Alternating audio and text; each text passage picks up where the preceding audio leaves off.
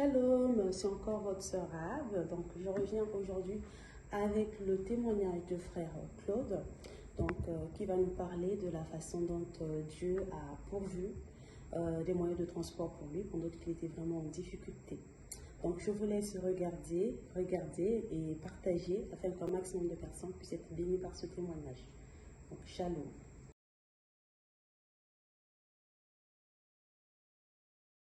Shalom, shalom, shalom, peuple de Dieu, partout dans le monde entier, en Afrique, en Asie, aux États-Unis, en Amérique, à Londres, partout. En Asie, je vous salue tous dans le nom du Seigneur Jésus-Christ. Je suis votre précieux frère, le frère Claude Roger Benadio. Je viens vous témoigner de la gloire de Dieu pour tout ce que Dieu est en train de faire dans ma vie. Donc moi, je reviens du sud de la France. Donc là-bas, il fallait que je vienne continuer les études ici, les études d'ingénieur. Et lorsque je suis venu ici, mon cousin m'a reçu.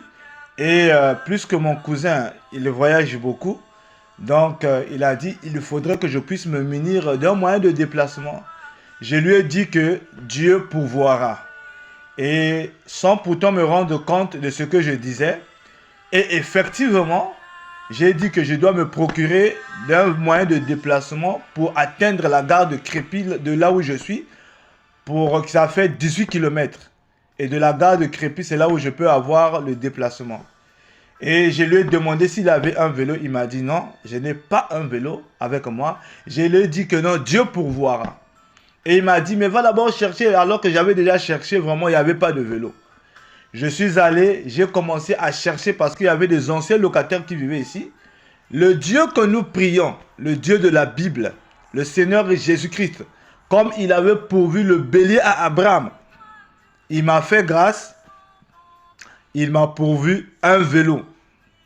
Et je suis allé, pendant que je cherchais le vélo, il n'y en avait pas, mais je regarde au fin fond des décombres, c'est-à-dire il y avait la saleté, tout, j'ai retrouvé un vélo qui était dépompé, mes bien-aimés.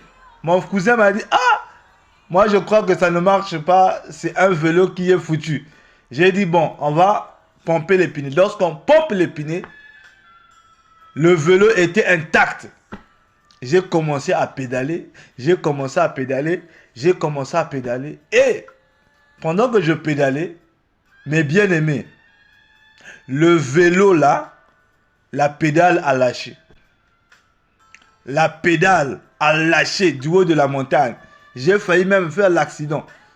J'ai parlé à mon cousin a dit, ah non, on va voir ça. Gloire soit rendue à Dieu. Le même jour que je partais, on a essayé de mettre un boulon. Et lorsqu'on a mis le boulon, je suis parti avec le vélo le premier jour. Le deuxième jour, le boulon encore lâché. Et j'ai demandé à un ami à moi qui prie dans la même église que mon cousin. Il m'a donné un vélo. Et le vélo là aussi, il avait un pneu trouvé derrière. J'ai dit, Seigneur, laisse que lorsque je vais remplacer, moi je ne suis pas un mécanicien. Aide-moi que les mêmes pneus qui sont à la maison, que ce soit les mêmes pneus que j'ai avec l'ancien vélo. Et lorsque je suis venu, j'ai prié avec l'ancien vélo et le nouveau vélo. J'ai monté le pneu au nouveau vélo intact. J'ai commencé à rouler. Maintenant, mes bien-aimés, regardez ce qui va se passer. Le vélo commençait à me fatiguer. Et j'ai dit, Seigneur, si tu peux me donner une trottinette. Dieu a fait grâce. Il a touché mon cousin. On a acheté la trottinette. J'ai commencé à rouler. Maintenant, mes bien-aimés, il fallait aussi mettre encore la foi en action.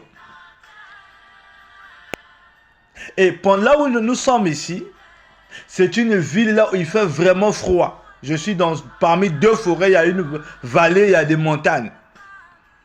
J'étais bien parti le matin.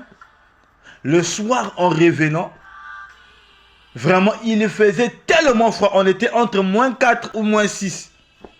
Donc, je commençais à geler du haut de la montagne. Je commençais à geler. J'ai dit, Seigneur, ne m'abandonne pas. Seigneur, aide-moi. Mes mains commençaient à geler. J'ai commencé à trembler, j'avais le manteau, j'avais tout. Mais avec la trottinette électrique sur la montagne, mes bien-aimés. Avant que je franchisse la montagne, j'ai commencé à dire, Seigneur, où es-tu? Le Dieu que j'ai tant servi, à la nuit tabernacle, qui m'avait apparu dans le village Mboukou. Où es-tu? J'entends seulement derrière, Dieu est Dieu. Pipi, pipi, pipi, pipi, pipi. Monsieur, vous allez où?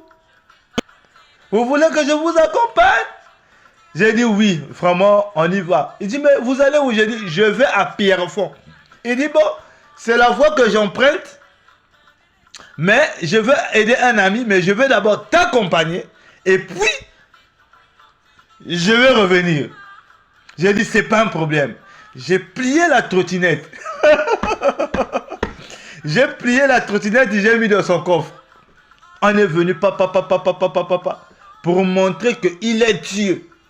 J'ai demandé, j'ai expliqué au monsieur. Il a dit, ah, vraiment, Dieu est merveilleux. Hein. Quand j'ai commencé à lui parler, je lui ai dit, mais tu peux me donner ton numéro? Il m'a donné ton numéro. Mais comment tu t'appelles? Il m'a dit, je m'appelle le juste.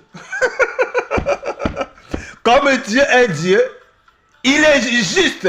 Il envoyait le juste. C'était sur la montagne. J'étais en train de givrer.